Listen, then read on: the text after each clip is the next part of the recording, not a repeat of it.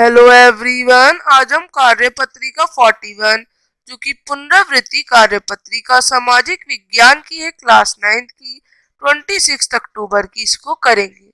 आज का विषय है फ्रांसीसी क्रांति। 14 जुलाई 1789 को फ्रांस में राजशाही के खिलाफ एक क्रांति हुई। तो इसका कारण था लुईस 16 की अन्यायपूर्ण नीतियां।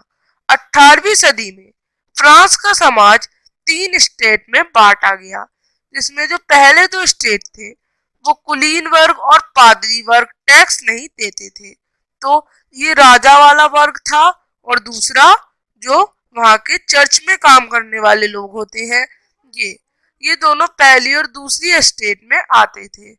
बाकी जबकि जो सारा टैक्स तीसरे स्टेट के जो मध्यम वर्गीय जनता होती थी उसको देना पड़ता था, किसको? कुलीन वर्ग और पादरी वर्ग के लोगों को, क्योंकि टैक्स का जो निर्धारण पहले 2 स्टेट के बहुमत के आधार पर हो जाता था।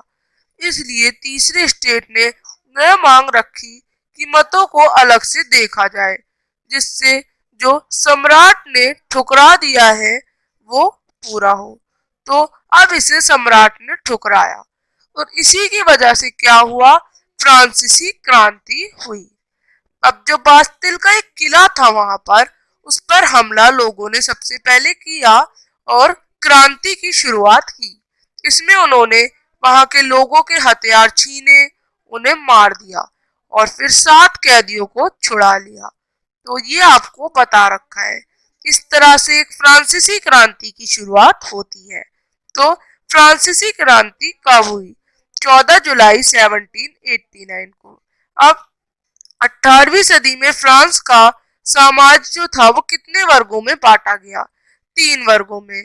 तो पहला वर्ग कुलीन और पादरी होते थे पहले, दूसरे, तीसरे में मध्यम वर्गीय जनता थी। तीसरा, किस वर्ग को टैक्स में छूट प्राप्त नहीं थी? तो तृतीय वर्ग को। अब अगला है कि क्रांति के समय फ्रांस में कौन सी शासन थी? तो राजशाही शासन था। फ्रांस में क्रांति क्यों होती है?